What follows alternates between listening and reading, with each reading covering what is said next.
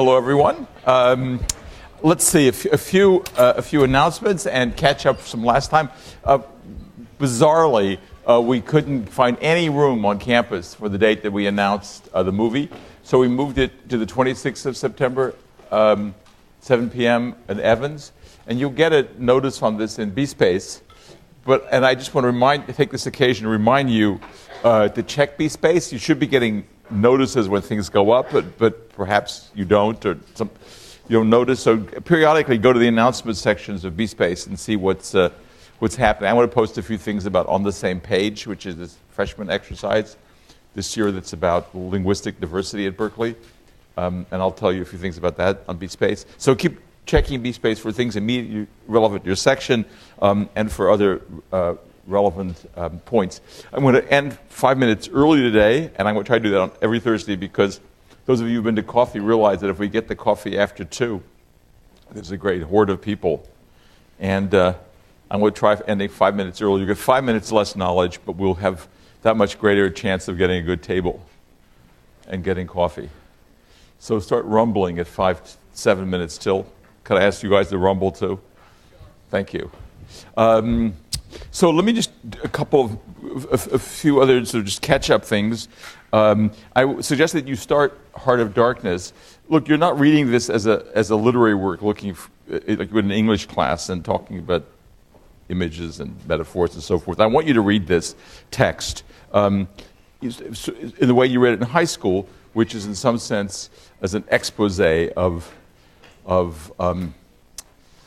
the sort of abyss of Western imperialism in the Congo, but also to read it in a sense of trying to get a sense of how are the peoples of the Congo understood or not understood. In other words, does this kind of humanitarian tract or expose represent in some fair or reasonable or powerful way the locals or not? So it's about representing this problem to you. And you can read it, many of you already read it.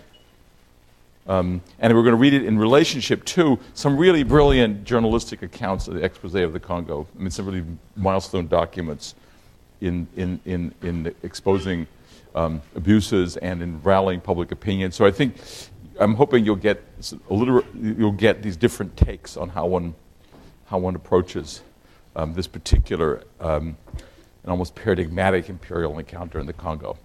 So that's that. Now let me just talk about the Jefferson question.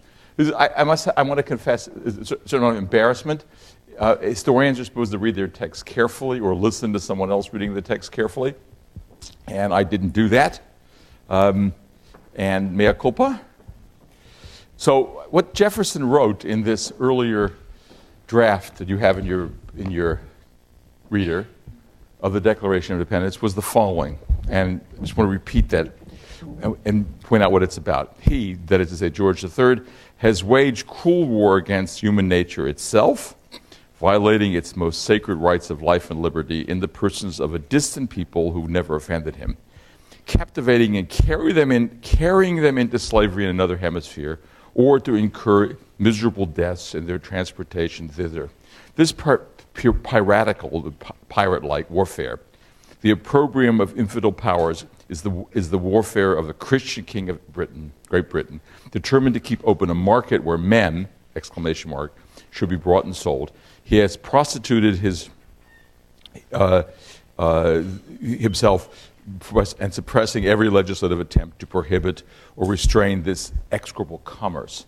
So what this is about is the commerce. It's about the slave trade, which was originally what the abolition was about. And as you know, the abolition of the slave trade in 1807 was a very, very long step to the abolition of slavery itself, which didn't happen in the British case until 1833. Some of the French documents that you read do speak of the abolition of slavery itself based on the principles of the Declaration of the Rights of Man and Citizen. But as you know, the French reimposed this and also reimposed the French slave trade till 1848. So what he's speaking about here is specifically the slave trade.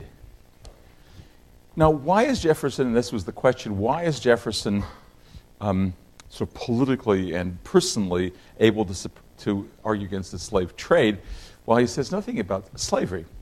And the reason is the following.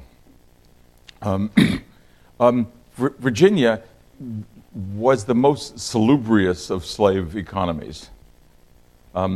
Virginia grows tobacco, it grows a certain amount of cotton, but it doesn't grow the crops which are most killing to agricultural labor, which is to say rice, and most importantly, sugar.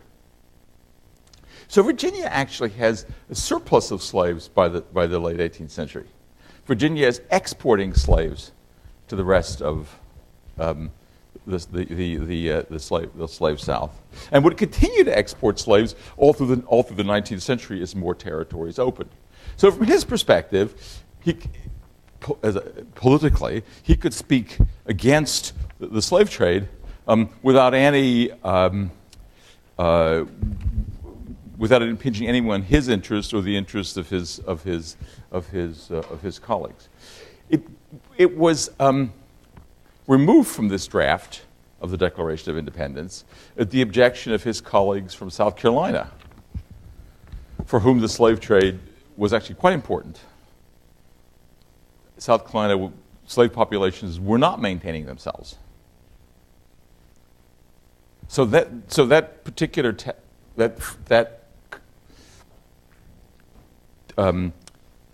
attack on George was internally problematic within the American colonies for political reasons, and so was removed. Now, Jefferson himself had an ambivalent relationship to slavery. On the one hand, he understood it to be indefensible, and he faked it in this sort of, in other works, in this sort of way that men of the American Enlightenment faked it. Manumitted some slaves, said it was a temporary condition, and so forth. But this particular text, you should read. It's particularly about the slave trade, and not about slavery in itself. Is that okay? Yes? Person who asked the question? Is that okay?